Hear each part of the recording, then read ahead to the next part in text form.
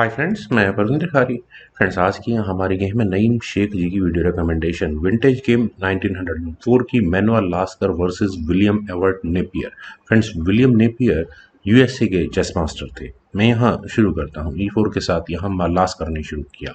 Napier ने यहाँ Sicilian C5 खेला, knight C3, knight C6, knight F3, then G6, D4।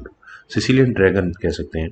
सी takes D4, knight takes D4, exactly Sicilian dragon. यह bishop के G7 square पर आने के बाद bishop E3, then D6, H3, then knight F6 square पर G4। और friends, यहाँ white का अटैक शुरू हो चुका मेरी नज़र में, क्योंकि G1 आगे पुश हो चुका है। कैसल यहाँ ब्लैक ने किया, देन G5, नाइट पर अटैक बना, नाइट पहुंच गया E8, बहुत ही ज़्यादा पैसिव स्क्वायर पर। H4, देन नाइट आया C7 स्क्वायर पर। नाइट के C7 स्क्वायर पर आने के बाद I think all is well. F4, E5, और फ्रेंड्स E5 होने के बाद यहाँ व्हाइट के पास दो ऑप्शंस हैं। पहली ऑप्शंस की पॉन एक्सचेंज को कंप्लीट किया जाए, जो कि ऑप्ट करनी चाहिए थी शायद। F टेक C5 ठीक रहता।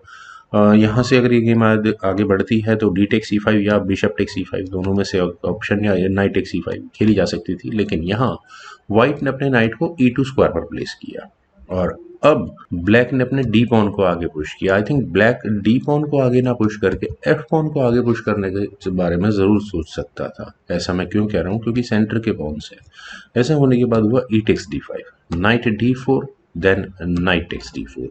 फर्दर D4 स्क्वायर पर मेटेरियल एक्सचेंज हो उससे पहले यहाँ ब्लैक ने नाइट टेक्स D5 किया, और यहाँ उन्होंने बिशप पर अटैक बनाया, नाइट F5। और यहाँ अपने इस बिशप पर डिफेंस व्हाइट ने फिलहाल कर दिया है। और अगर देखा जाए तो D5 नाइट पर भी प्रेशर बनता है। मींस अगर black bishop takes F5, either G takes F5 के लिए जाता है तो व्हाइट यहाँ क्वीन टेक्स D5 करेगा ही करेगा, और मेटेरियल एक्सचेंज बिल्कुल इक्वल रहेगा। आई थिंक C2 पॉन के लेने के चांसेस यहाँ ब्लैक के पास जनरेट हो चुके होंगे। खैर, यहाँ ऑप्ट किया गया नाइट C3। नाइट C3 होने के बाद स्ट्रेट फॉरवर्ड बीटेक्स C3 हो सकता था। उसके बाद बिशप जरूर आता परेशान करने के लिए, लेकिन लास्कर ने यहाँ पहले किया queen takes D8। Rook takes D8 होने के बाद आई थिंक नाइट ऐसे ऑकवर्ड स्क्वायर पर फंसा हुआ है, उसे यहाँ बिशप से नाइट एक्सचेंज कर लेना चाहिए था। लेकिन यहाँ व्हाइट ने एक चेक दी, नाइट E7 चेक। तो विलियम ने अपने किंग को H8 स्क्वायर पर ऑब्वियस मूव करना ही पड़ेगा। और इस पॉइंट पर बिशप टेक्स C3 का क्या मतलब है? बिशप टेक्स C3 का मतलब होगा ई टेक्स F4। यहाँ पर बिशप पर अटैक होगा, और अगले मूव में ब्लैक थ्रेट दे रहा होगा फॉक लगाने की किंग और रुक पर। लेकिन व्हाइट बिशप को D4 स्क्वायर पर ले जाकर प्रॉब्लम को थोड़ा सॉल्व कर सकता है, पर रुक E8, और ऐसा करने के बाद नाइट यहाँ पिन हो चुका होगा। तो व्हाइट यहाँ बहुत सोच समझ कर खेले, नाइट तो लिया नहीं जा सकता अभी फिलहाल। H5, एच पॉन को आगे पुश किया, देन रुक आया E8 स्क्वायर पर। नाइट पर प्रेशर तो बन चुका है, और फिर वही बात आती है, बी टेक्स C3 अभी नहीं है, क्योंकि रुक टेक्स E7 होगा ही होगा। बिशप C5 रुक पर अटैक बनेगा, no issues. E takes F4, E takes F4 check होगा। बिशप टेक्स E7 होने के बाद bishop takes C3 check, forking rook and that king. तो ब्लैक वहां सब कुछ ले चुका होगा जो व्हाइट के पास एडवांटेज में होगा।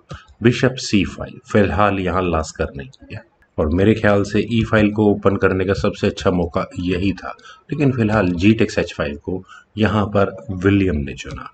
देन अब शायद समय आ चुका था यहाँ इस नाइट को लेने का, लेकिन बिशप C4 थोड़ा क्वेश्चनेबल है। F7 पॉन पर अटैक है, उसके बाद रुक तक टारगेट जाता है।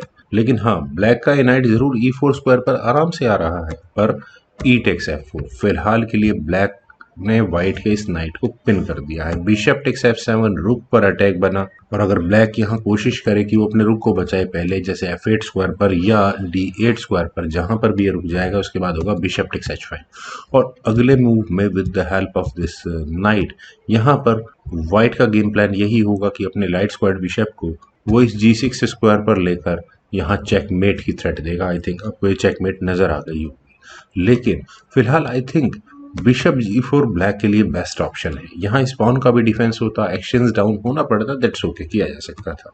और वैसे बिशप टेक्स C3 अभी भी आउट ऑफ कंटेक्स्ट है। यहाँ बिशप टेक्स C8 अगर होता है, then rook takes C8, B takes C3, B takes C3 with check, king F2, and that's it. Game बिल्कुल इक्वल रहती मेरी नज़र में। पर चलते हैं एक्चुअल गेम पर। यहाँ खेला गया नाइट E4। पहले अपने नाइट को यहाँ ब्लैक ने बचाया और इस बिशप पर अटैक बनाया, यानी कि व्हाइट के इस नाइट को अनडिफेंडेड करने की थ्रेट थी। लेकिन bishop takes C8, then bishop takes B2, rook पर अटैक बना, तो रुक गया यहाँ से B1 स्क्वायर पर वापस इस बिशप पर अटैक बनाने के लिए। Bishop for bishop, okay bishop C3 check. चलिए एक बिशप तो बचा लिया गया कि F1 स्क्वायर पर। I think knight takes C5 better होता, व्हाइट को अपर हैंड मामूली सा होता। बिशप टेक्स H5 करने के बाद यहाँ कुछ थ्रेट्स होती, लेकिन अब ब्लैक के किंग के जाने के लिए G7 स्क्वायर सेफली अवेलेबल होता, मैनेज की जा सकती थी। पर यहाँ ब्लैक ने ऑप्ट किया बिशप को G4 स्क्वायर पर लेकर जाना और डिस्कवर्ड अटैक बनाया यहाँ डायरेक्टली इस रुख पर।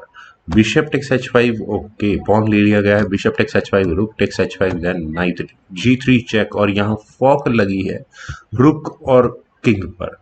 तो क्या मैनुअल लास्कर से कोई ब्लंडर हुआ है? I don't think so. King गया G2 स्क्वायर पर, then knight takes H5, rook takes B7 और फिर हुआ A5। ए पॉन को आगे पुश किया। चलिए A7 पॉन पर अटैक था, ओके रुक B3 बिशप पर टारगेट, देन बिशप पहुंच गया G7 स्क्वायर पर, देन हुआ रुक H3 नाइट पर अटैक है। और फ्रेंड्स यहाँ से नाइट जाएगा सिर्फ और सिर्फ इस G3 स्क्वायर पर, ओके किंग F3 और यहाँ इस पॉन को लेने की पूरी तैयारियां हैं। अब ब्लैक के सामने प्रॉब्लम यही रही कि उन्होंने अभी तक भी इनफैक्ट मूव नंबर 31 अभी तक भी इस रुक को टच नहीं किया है, और अब रुक को टच करने की बारी आई तो ये रुक जाना चाहिए था E8 स्क्वायर पर, ताकि प्रेशर को मेंटेन रखा जा सके यहाँ इस गेम में। बिशप नाइट पर थोड़ा प्रेशर रहता, और अगर यहाँ किंग टेक्स F4 किया जाएगा तो नाइट E2 चेक होगा ही होगा, और फर्दर ये गेम उसी वे में खेली जाएगी जिस वे में अब खेली गई थी, जब यहाँ ब्लैक ने अपने रुक को A6 स्क्वायर पर प्लेस किया था। किंग टेक्स F4, नाइट से चेक आई, किंग F5 स्क्वायर पर गया, देन नाइट आया C3 स्क्वायर पर, A2 पॉन पर अटैक है, नो इश्यूज। एक पॉन एक कदम और आगे पुश हो गया है। शायद ब्लैक को भी अपने इस ए पॉन को आगे पुश कर देना चाहिए था, बेटर चांसेस, लेकिन नाइट यहाँ से A4 स्क्वायर पर गया और यहाँ ब्लैक ने बिशप पर अटैक बनाया। टारगेट क्या हो सकता है? आई थिंक बिशप पे जाने के लिए बचेगा ही E3 स्क्वायर, कि और कोई स्क्वायर अवेलेबल है भी नहीं। और जैसे ही यहाँ व्हाइट ने अपने बिशप को E3 स्क्वायर पर प्लेस किया तो इस मूव के बाद विलियम नेपियर ने रिजाइन कर दिया। फ्रेंड्स आप यहाँ रेजिग्नेशन का रीजन देखिए। जो लोग समझ चुके हैं कंग्रेचुलेशंस, लेकिन जो लोग नहीं समझे हैं वो यहाँ देखें कि अब ये जी पॉन वो काम करेगा जो थोड़ी देर पहले बिशप कर रहा था। जैसे ही ये G6 स्क्वायर पर आएगा तो इश्यूज और ज्यादा बढ़ जाएंगे। जैसे कि अगर ब्लैक यहाँ अपने रुक को मूव करे सपोज D6 जैसे G स्क्वायर पर, तो उसके बाद व्हाइट का ऑब्वियस मूव बनता है G6 का, और यहाँ रुक F6 चेक, एक चेक आएगी, किंग G5 होगा। अब ब्लैक जो भी मूव चले, अगला मूव यहाँ चेकमेट करने का ही होगा with the help of this deadly night. तो यहाँ दूसरी ऑप्शन ऑप्ट करते हैं, कोशिश करते हैं कि ब्लैक के किंग के भागने के लिए G7 स्क्वायर को ओपन करते हैं, जैसे बिशप को B2 स्क्वायर पर लेकर जाए, लेकिन उसके बाद भी G6 खेला जा सकता है। रुक से चेक दे देते हैं, किंग G5, किंग अगर G7 स्क्वायर पर गया भी, then rook takes H7 check, king F8 square पर पहुंच गया, देन G7 चेक। चाहे तो ब्लैक अब इस नाइट को ले सकता है, लेकिन व्हाइट की यहाँ क्वीन प्रमोट हो चुकी होगी। तो फ्रेंड्स काफ़ी इंटरेस्टिंग, काफ़ी कॉम्प्लेक्स गेम थी। आई डोंट थिंक मैं सारे मूव यहाँ एक्सप्लेन कर पाया हूँगा, तो मुझे उम्मीद है आप सभी लोगों को ये गेम ज़रूर पसंद आई होगी। तो आप लोग इस वीडियो को लाइक करें, शेयर करें, और मेरे यूट्यूब चैनल चेस गुरु को प्लीज़ सब्सक्राइब ज़रूर करें। आपके कमेंट्स का मुझे बेहद इंतजार रहेगा। Thank you for watching and bye for now.